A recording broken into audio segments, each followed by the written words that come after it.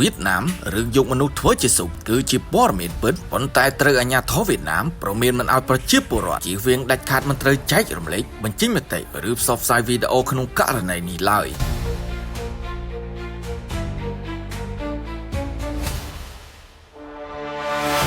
តាមប្រភពពីសារព័ត៌មានវៀតណាម VN Express នៅថ្ងៃទី3ខែធ្នូឆ្នាំ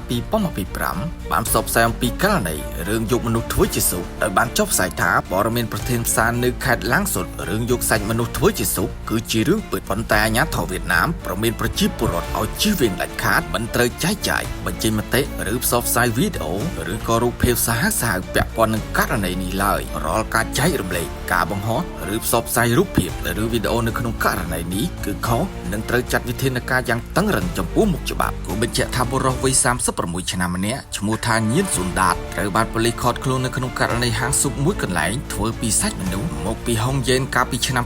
2020ហើយចំពោះករណីនេះគឺកើតឡើងនៅក្នុងឆ្នាំ2020មិនមែន2025